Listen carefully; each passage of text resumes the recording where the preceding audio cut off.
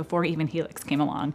I thought, this is where we're going. This is, why wouldn't we do this? It's a lot of work. It takes a lot of laboratory development to be able to sequence a whole exome. So I think that partnering with Helix will really help us improve our constitutional look at patients, looking at their germline sequence. And so luckily I was paired with a leadership partner at Nebraska Medicine, and we worked together to develop this precision medicine initiative with a small group of people from various areas: cancer, cardiology, neurology, and so forth. Thankfully, the Helix opportunity came along to us as a population genomics type of test or platform that we could use, and we're really looking forward to implementing this project as a way to screen our patients, to really drive some preventative medicine, to identify ways we can treat them better and provide them with that precise care. I would say that next generation sequencing has been a major player in the ability for us to do all of this population genomics, providing precision medicine to our patients. The other really big development has been bioinformatic technology,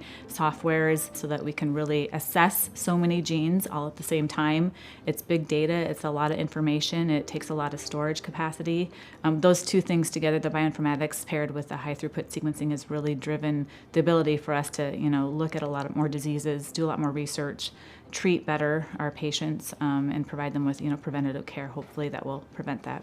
I've always thought for the last few years that we'll get to a point where every patient, if they desire, will have their exome sequenced. I mean, it makes so much sense. You sequence a person, you have that germline sequence, you have that whole exome, coding for the proteins, and to be able to have a patient hopefully come in maybe with new symptomology, being able to select certain genes that they find that they would like to query, and already having that genetic information there and being able to do it rapidly to get back to the patient, I think is very important. Being medical director of the medical diagnostics lab and doing mainly somatic testing on various tumors, I feel like over the last 5 or 10 years, we're seeing a lot more young people's tissues and tumors coming to us. People who are, lower, below the age of 50, who probably had no idea that they might be at risk for cancers at that young age. And many of them are unfortunately metastatic.